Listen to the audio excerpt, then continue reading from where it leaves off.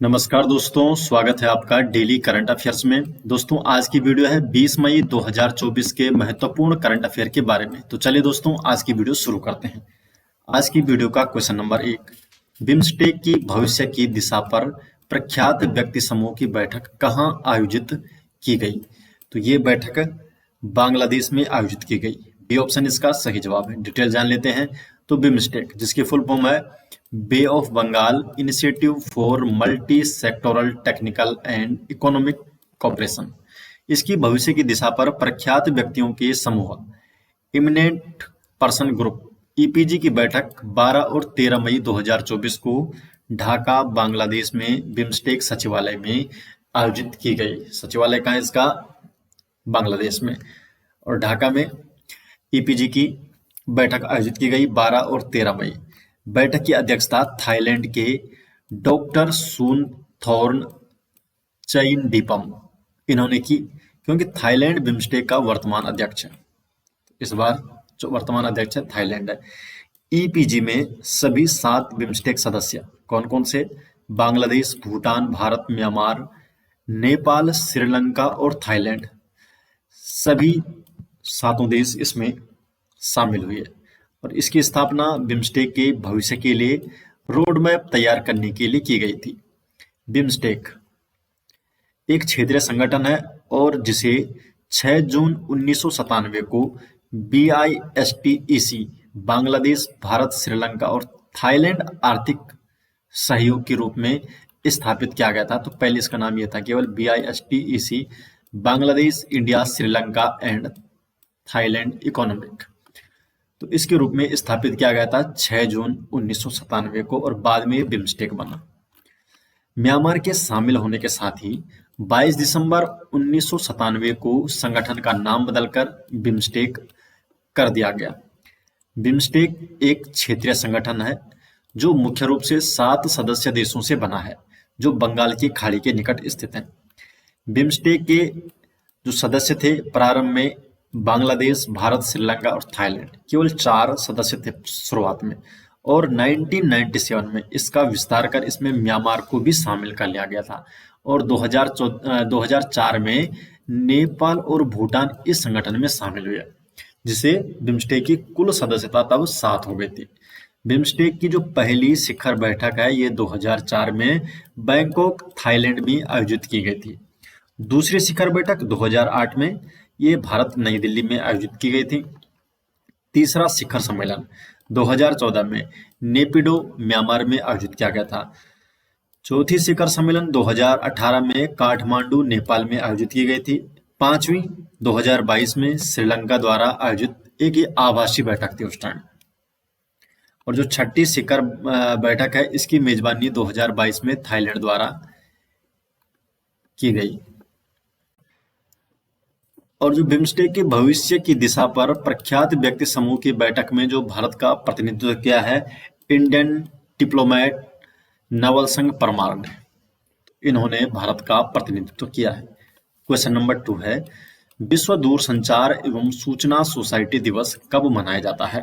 तो विश्व दूरसंचार एवं सूचना सोसाइटी दिवस हर साल 17 मई को मनाया जाता है। तो 17 मई को मनाया जाता है। 17 मई को विश्व दूरसंचार और सूचना समाज दिवस के रूप में मनाया जाता है। पहला विश्व दूरसंचार और सूचना सोसाइटी दिवस 17 मई 2007 को मनाया गया था। अंतर्राष्ट्रीय दूरसंचार संघ की स्थापना 17 मई 1865 को अंतर्राष्ट्रीय टेलीग्राफ संघ के रूप में की गई थी। और 1932 में आधुनिक संचार प्रणालियों में परिवर्तन को दर्शाते हुए इसका नाम बदलकर दूरसंचार संघ कर दिया गया। 1945 में संयुक्त राष्ट्र के गठन के बाद 1947 में ITU को संयुक्त राष्ट्र की एक विशेष एजेंसी बना दिया गया था। ITU इंटरनेशनल टेलीकम्युनिकेशन यूनियन, इसकी फुल फॉर्म है ITU की, अंतर्राष्ट्रीय दूरसंचार संघ। ITU सूचना और संचार प्रौद्योगिकियों के लिए संयुक्त राष्ट्र की एक विशेष एजेंसी है और इसके सदस्य देश हैं 193। मुख्यालय है जिनेवा, स्विट्जरलैंड में और महासचिव है डोरेन बोगडान मार्टिन। और ये संयुक्त राज्य अमेरिका की नागरिक है। और ये ITU की महासचिव के रूप में चुनी जाने वाली पहली महिला भी है। क्वेश्चन नंबर 3, विश्व उच्च रक्तचाप दिवस वर्ल्ड हाइपरटेंशन डे कब मनाया जाता है? तो वर्ल्ड जो हाइपरटेंशन डे है ये भी 17 मई को ही मनाया जाता है। तो 17 मई को हर साल वर्ल्ड हाइपरटेंशन डे मनाया जाता है। 17 मई को विश्व उच्च रक्तचाप दिवस के रूप में मनाया जाता है और इस बार 2024 की थीम रखी गई है measure your blood pressure accurately, control it, live longer. Question number 4, Manika बन्ना जो हाल ही में खबरों में थी किस क्षेत्र से संबंधित है?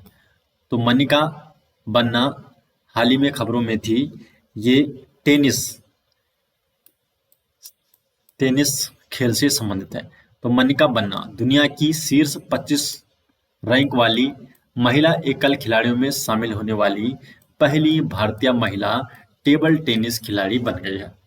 अंतर्राष्ट्रीय टेबल टेनिस महासंघ जो इंटरनेशनल टेबल टेनिस फेडरेशन है ITTF, इसके द्वारा जारी नवीनतम विश्व रैंकिंग में उन्होंने एकल स्पर्धाओं में अपने करियर की सर्वश्रेष्ठ 24वीं रैंक हासिल किया। मनिका बन्ना को कौन कौन से पुरस्कार दिए गए हैं? तो 2020 में भारत के सर्वोच्च खेल सम्मान ध्यानचंद खेल रत्न पुरस्कार से इन्हें सम्मानित किया गया। इसके अलावा उन्हें 2018 में भारत के दूसरे सर्वोच्च खेल पुरस्कार अर्जुन पुरस्कार से भी सम्मानित किया गया है। वह ITTF breakthrough star award पाने वाली एकमात्र भारतीय टेबल टेनिस खिलाड़ी है और उन्हें यह पुरस्कार भी 2018 में ही मिला था। क्वेश्चन नंबर 5, भारत और मंगोलिया के रक्षा मंत्रियों की 22वीं संयुक्त कार्य समूह ज्वाइंट वर्क ग्रुप कहाँ आयोजित किया गया?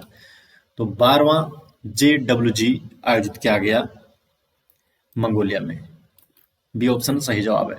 तो रक्षा सहयोग को बढ़ावा देने और रक्षा संबंधों को मजबूत करने के लिए भारत और मंगोलिया की रक्षा मंत्रियों के 12वें संयुक्त कार्य समूह ज्वाइंट वर्क ग्रुप की बैठक 16 और 17 मई 2024 को मंगोलिया की राजधानी उलान बटार में आयोजित की गई थी। क्वेश्चन नंबर 6, हाल ही में किस देश ने दुनिया के पहले 6G डिवाइस का अनावरण किया है? तो किस देश के द्वारा दुनिया का पहला 6G डिवाइस का अनावरण किया गया है? जापान के द्वारा। तो जापान ने दुनिया का पहला 6G डिवाइस। क्वेश्चन नंबर 7, हाल ही में किस संस्थान ने गंदे नदी जल के उपचार के लिए पर्यावरण अनुकूल समाधान खोजा है? तो ये किस संस्थान के द्वारा खोजा गया है?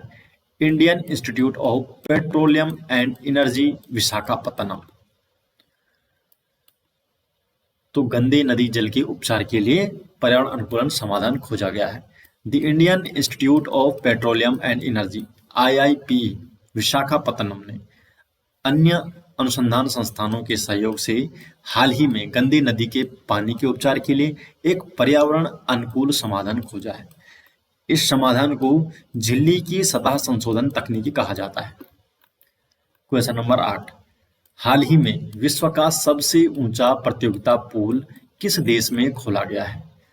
तो इसे भूटान में खोला गया है। सी ऑप्शन इसका सही जवाब है। डिटेल जान लेते हैं।